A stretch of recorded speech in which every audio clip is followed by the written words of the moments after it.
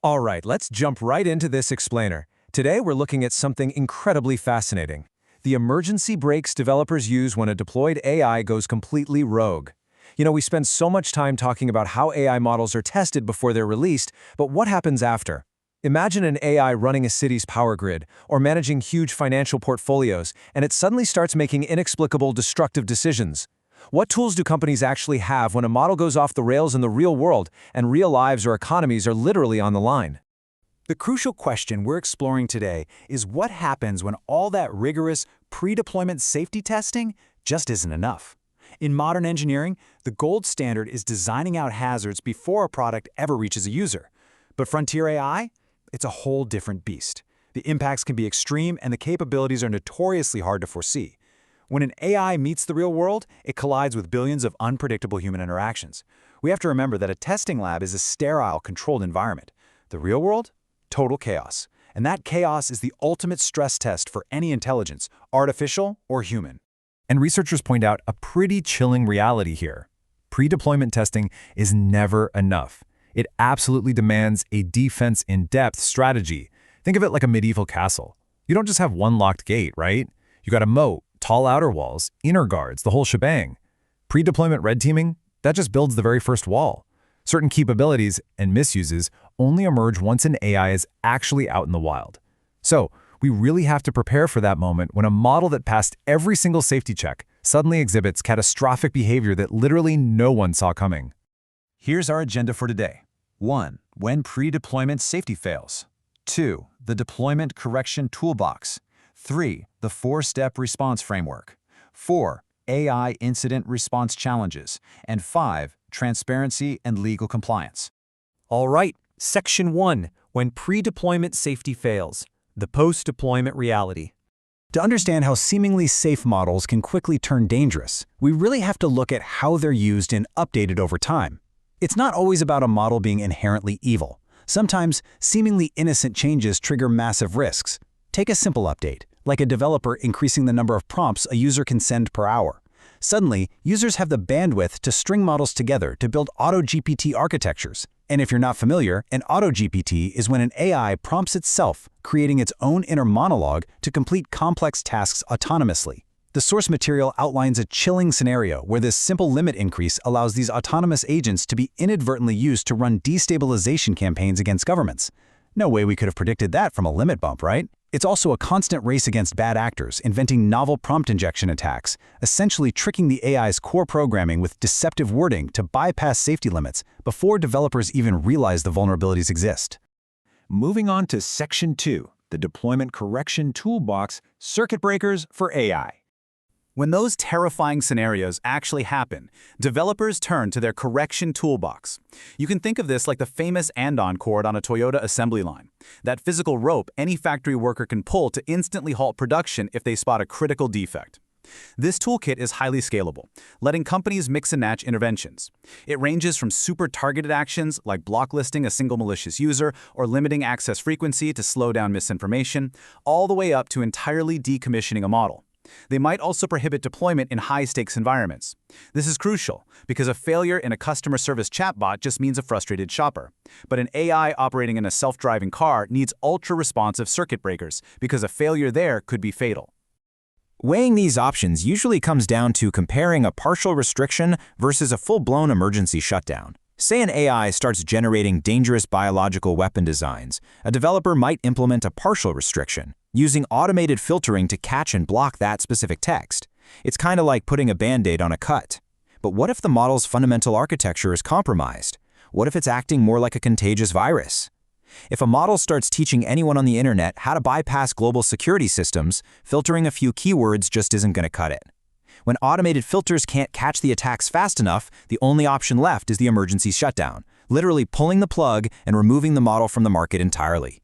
Which brings us to Section 3, the 4-step response framework, executing the playbook. Now, knowing what tools to use is only half the battle. deploying them in a crisis requires a really highly structured ecosystem. You've got external coordination with regulators and customers happening simultaneously with internal technical fixes. Now, while a lot of traditional models show this as a continuous four-stage loop, developers behind the scenes actually rely on a strict five-step incident response plan. They prepare, they monitor, they execute, they recover, and crucially, they perform a deep after-action review to ensure that breach never happens again. You'll notice four main pillars listed here, but as we just discussed, the on-the-ground execution by Security Operations Centers, or SOCs, breaks that final recovery pillar into two distinct steps, creating that true five-step operational playbook. Think of a SOC as mission control for digital threats, packed with analysts scanning for anomalies. And just like in traditional cybersecurity, mission control absolutely cannot figure out its game plan during the attack. The playbook must be written, tested, and totally ready to deploy before the crisis ever hits.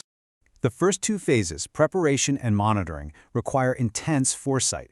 You have to build threat models and establish specific automated triggers, like setting an alarm if a model starts writing code that looks like known malware. And crucially, this preparation means defining fallback systems for safety-critical customers. Imagine a doctor relying on an AI diagnostic tool in a swamped emergency room. If that AI starts hallucinating data or acting erratically, the safety trigger has to instantly revert the doctor's screen back to a traditional, non-AI software system. That fallback has to be absolutely seamless and immediate. In those environments, losing even a few minutes troubleshooting means lives are directly at risk. Once a trigger fires, boom, you enter the execution phase. This is an all-out race against time to contain the incident before the damage spreads.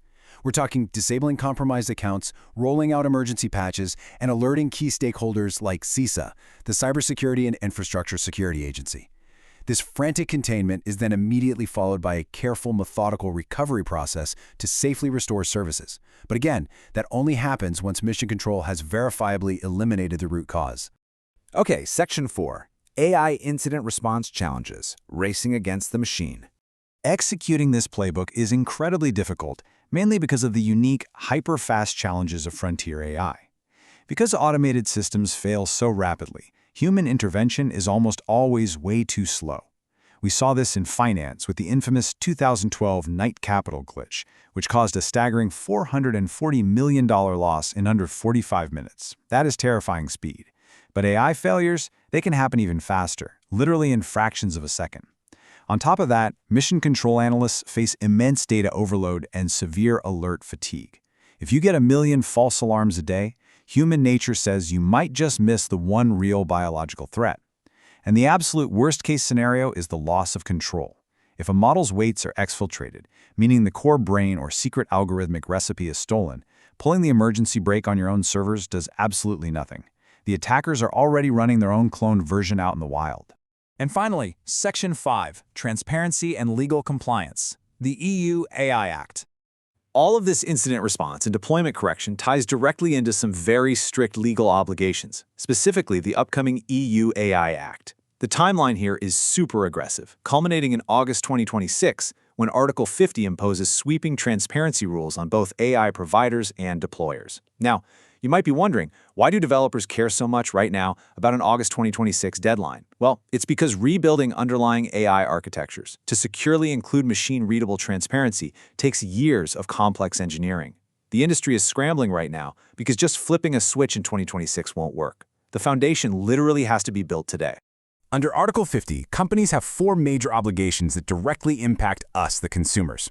First, if a chatbot interacts with people, users must be informed they're talking to an AI right at the very first interaction. Second, synthetic outputs must have machine-readable markings so they can be universally detected. Third, if a system evaluates human emotions or uses biometric categorization, the user must be told. And fourth, if a company generates deepfakes or publishes AI-generated text on matters of public interest, they are legally obligated to label it clearly.